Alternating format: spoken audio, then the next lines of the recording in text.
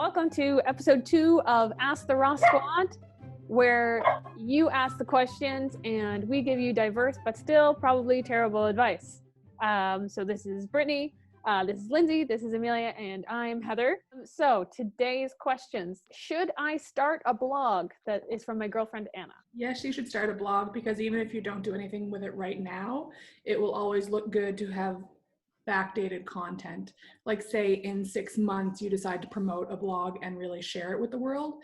It's never a bad idea to have the posts in the background, even if you don't know what you're going to do with them yet. You're just creating content. If you have the time, why not? Unless you're the kind of person like me that would start a blog or 7 and then never fill it in and be like, oh, that's just one more thing I never did anything with. So if you are serious and want to do it and it's not going to cause you like mental anguish of, oh, fuck, I never did anything with that, then do it. But if you're not going to do anything with it, like some people have really good aspirations, but don't do anything with it, then just don't start it. I would say, as a person who just got an email from Tumblr for the 6-year anniversary of my blog, thanks, which I've never posted a single thing, I am reminded every year that I did nothing with that. So that's good. Amelia, what are your thoughts?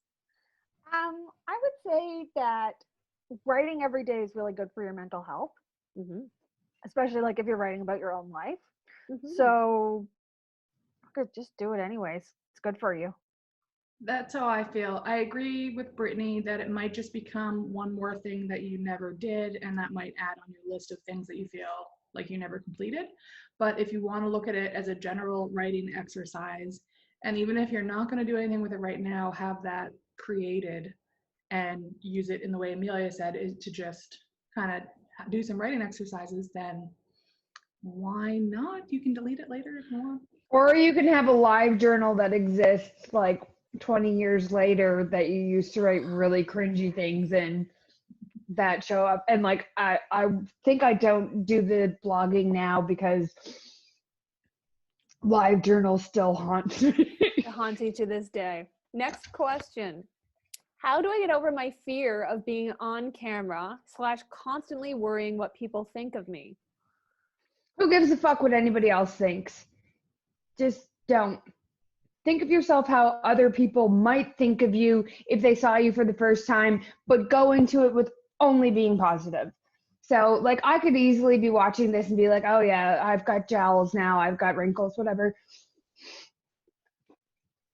This is my new phase. But I don't care. I'm having fun. I'm enjoying the hell out of being able to spend time with my sisters while we're in different countries and so far apart. And, you know, like this has been my little bit of fun, and that definitely outweighs any kind of negative crap I would think about myself.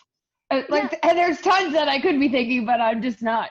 One of the things that really changed for me is, and I think Amelia and I both went through this as little weirdos, is like as soon as you start living a little bit more authentically to what your style is, even if your sense of style is really bad, and I say that as a person with a terrible sense of style, like I feel more comfortable wearing my own terrible clothing than I do trying to fit in with what a normal human woman is supposed to look like. So I think that'll take you a long way as well. You know, find out what you is, do that the best you can. And some people will think you're insane, and some people will think it's really admirable. And that's a better line to walk, I think. I would say that accepting that some people are just not going to like you is a really big thing. Because like some people just hate the fuck out of my personality. And it's weird. Like really, I just rub people the wrong way. Some people really just don't jive with me, and I just accept that. It's like, okay, we're just not going to get along. But I like to stay friendly. You know, just because someone doesn't like you doesn't mean you have to be rude. A lot of people don't like people who dare to be confident if they're not A, B, and C. And how dare they like wear a crop top when they don't look like, you know, whatever.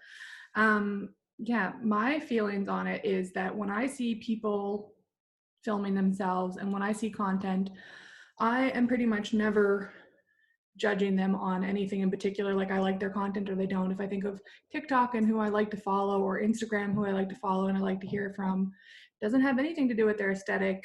It's mostly the content and the things that they're talking about or whether or not they're funny. And so say someone that I really like has a video up and someone dares say something to them about their body or how they look or anything, I would defend them ferociously. I would lose my shit at them. I would say, you know, what kind of little fucking piece of trash are you? And it's funny that we don't do that for ourselves.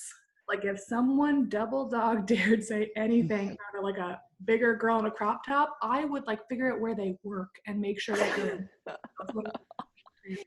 and I would not do that for me most of the time. But I try to think, oh, if it was anybody else, how would I defend it? And that's the way you kind of have to defend yourself.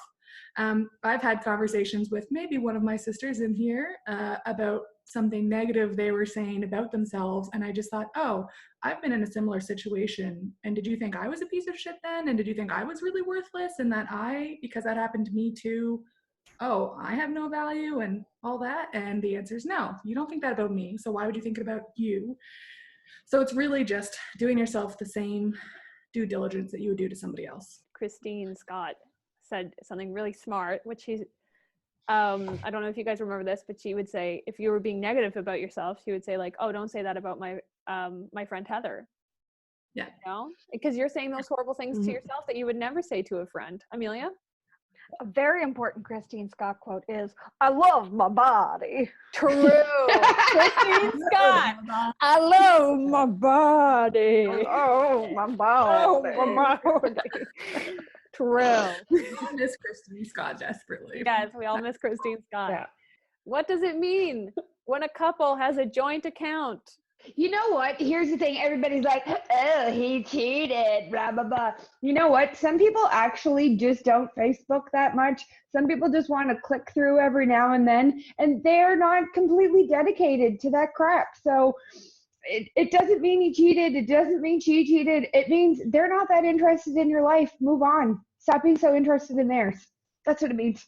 A joint account means you're wholesome and old. Not old. You're wholesome and you're Swingers. swingers. Oh, they're swingers. Oh, okay, great. Yeah, I think it means that you're over 50 and you understand Facebook a medium amount, but you want to look at your nieces and nephews and grandkids and brothers and sisters and keep up with them. And not miss messages that invite you to something you're like, Jesus Christ, can this just be sent to my partner who actually loves me? True. Yeah. When your SO drops the ball. Yeah, that's why you have a joint account. Not in the cheating way. And we were supposed to be at a birthday party 45 minutes ago, but I didn't know it existed. How many countries have you collectively visited? Nobody can count that. Like I don't know. Yeah. Well, you just have to set rules and then you can count. Oh, hey, look, later on, Heather edited this beautiful fact in about how many countries we've been to. Yes. Yeah. Excellent.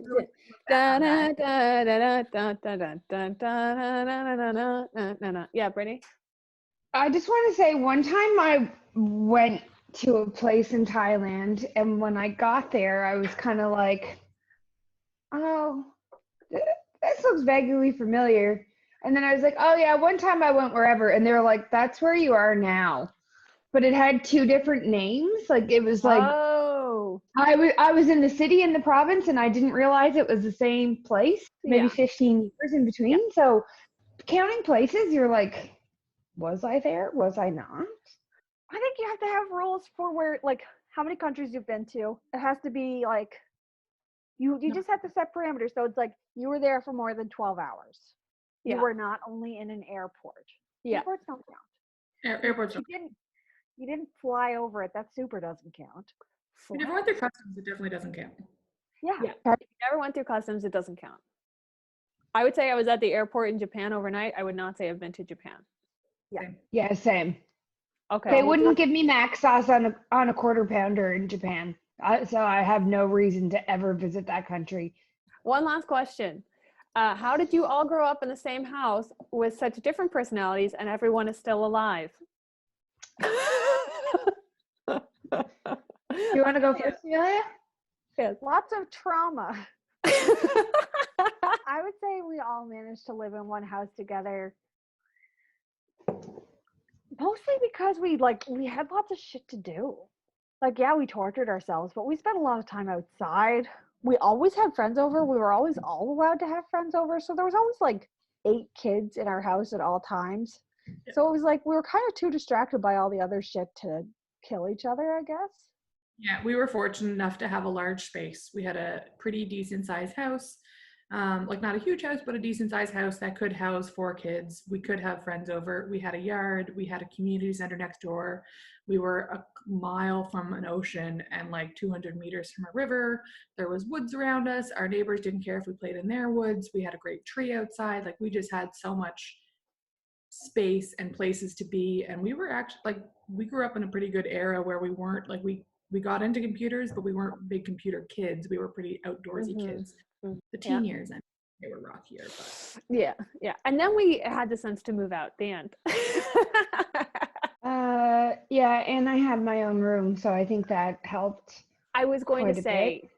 as children, Brittany had her own room, and then 3 of us were in another room. And I think that is the most sane decision any of us ever made, without question.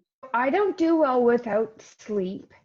I get very, very, very cranky, Yeah. and sometimes people are snorers. But I mean, that being said, I can't stand when anybody snores, but we did all also like to crawl in bed with mom. Even like all Yes. through high school, 12th grade, I was still sleeping in my mother's bed. And there would be 4 of us in the bed some nights. And then we'd like 2 of us would get out and go to like my bed or something, or like we always slept in the same beds. It didn't really matter like what the day's shit was. Like we still always had good nights. Maybe one of the reasons why we all slept in the same bed for so long too was because I used to hide underneath the bed. And grab our legs. And grab After our keeping legs. our hands on ice cubes. Like that took unbelievable patience to be able to stay underneath the bed with ice cubes in my hands just That's to get so that perfect icy cold grip. I would jet over to Nanny's a lot too. Yeah. Not only did we have like a million other places to be, but we could go and hang out with Nanny. And like I would Heather and I would stay at Nanny's for the night. I would sleep at Nanny's place like most nights. Our mother did a very good job of keeping us Yes. sane. I would give lots of props to her for keeping us entertained and separated in the right amounts. our mother, our grandmothers, Libby Bauer, excellent. Yeah. And I know we all have lots of great memories with Libby. She was like the 3rd grandmother. And also, we had friends over a lot, but we also went to our friends' houses a lot. Like I spent a lot of time at Ashley Veld's, Jessica Pellerin's. Like I low-key lived at their house. Yeah. You guys did. We were twins, so we never got invited anywhere. And that was the trauma of our youth. But don't you remember when Cindy Mills got her mom to drop off a cake to our place for her birthday? Like she wanted to have her birthday at our place. Like that was just like proof that we had that awesome place to be where everybody could be cool. Heather and Amelia used to be really embarrassed that I wouldn't wear pants in the house. And I just wore a big t-shirt because I like to sleep in a big t-shirt. And they were so embarrassed the first time they had Cindy over. And then Cindy was like, "We don't have to wear pants here?" Awesome. So she was just in a big t-shirt the whole time too. And she's like, "This place is awesome." The sight to behold was always Brittany and Cindy sitting next to each other on the couch, watching breakfast cartoons, eating a bowl of cereal, sitting in a long shirt and underwear. That was pretty much it. Okay, well, that is the end of episode 2 of Ask the Raw Squad. Please ask us questions, ask advice, ask us questions about our lives, and we'll choose to not answer them. We'll just reminisce instead. We'll just reminisce. Goodbye now. Okay. All right, the dogs are coming back. Goodbye now. Okay, goodbye.